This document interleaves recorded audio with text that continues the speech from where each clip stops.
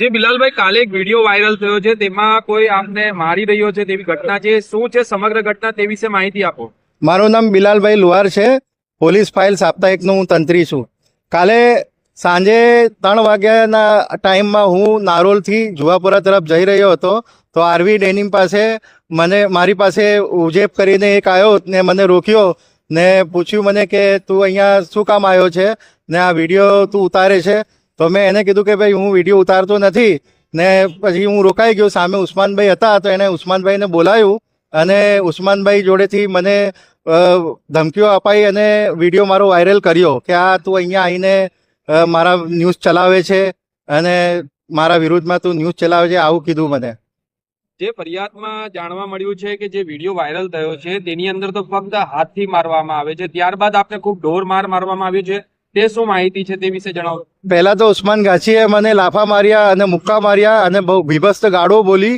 પછી એનો જમાઈ છે હુસેન, એ બી આવી ગયો, એને બી મને ખૂબ માર્યું, તમે વિડીયોમાં જોઈ શકો છો. અને પછી હું એમને કીધું કે ભાઈ તમે મને શું કામ મારો છો, તમે ખોટું કરો છો. એટલામાં તો એનો દીકરો જે છે એનું નામ મુનીર છે, એ ગાડીમાં આવે છે અને મારી ઉપર 30 હથિયાર વડેથી હુમલો કરે છે. અને પછી હું જમીનમાં પડી જાઉં છું, બેભાન થઈ જાઉં છું 2-3 મિનિટ માટે ને મારા કપડાં એકદમ લોહી લુહાણ થઈ ગયા હતા. તો પછી એના પછી લોકો બહુ ભેગા થઈ ગયા. મેં કીધું કે ભાઈ 108 ને બોલાવો, પોલીસને બોલાવો. કોઈએ મારી મદદ નહીં કરી અને બધા જોતા હતા. અને પેલા 6 જણ મને મારવા વાળા હતા. એમાંથી પછી ઉસ્માનભાઈએ કીધું બોલે કે ગાડી લઈ જાઓ, મારી પ્રાઇવેટ ગાડી, એમાં આને લઈ જાઓ દવાખાને, સારવાર કરાવો. બોલે આની બોલે આ મરી જશે. મને બળજબરીથી ગાડીમાં બેસાડી દીધું, ગાડીના લોક કરી દીધો અને હું બહાર બૂમો બી ના પાડી શકું એવી રીતના. અને મારો મોબાઈલ બી લઈ લીધો હતો એમણે અને મારી ગાડી પણ લઈ લીધી હતી. હું કોને ફોન કરું, કોને કહું મારી આપવી હતી. અને મને બળજબરીથી લઈ ગયા દવાખાને. મેં એમને કીધું કે એલજી લઈ જાઓ, મને એસવીપી લઈ જાઓ, સિવિલ લઈ જાઓ, પણ એ કોઈ પ્રાઇવેટ દવાખાના વટવા ખાતે લઈ ગયા હતા. અચ્છા, ત્યારબાદ શું ઘટના બની, ત્યારબાદ શું જાણવા મળ્યું છે કે આપને એ લોકો ઓફિસમાં લઈ ગયા હતા એમના, તે ઓફિસમાં શું થયું? દવાખાનામાં મને લઈ ગયા તો મેં ડોક્ટરને કીધું કે ભાઈ જો મને મારવામાં આવ્યો છે, તો એમણે કીધું કે ના હું તમને ટાંકા કરી દઉં છું. મને 6 ટાંકા આવ્યા છે, તમે જોઈ શકો છો.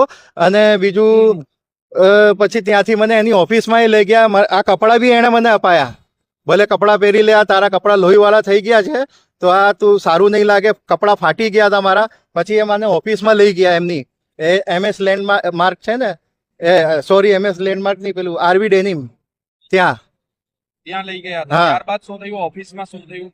પૈસાની લેતી દેતીની પણ વાત આવી છે.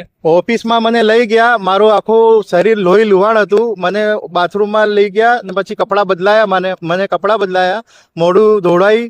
પછી ઓફિસમાં લઈ ગયા, મારું રોજુ હતું, રોજુ તોડાઈ દીધું મારું ને કીધું દવા લઈ લે, બોલે તું આ બોલે.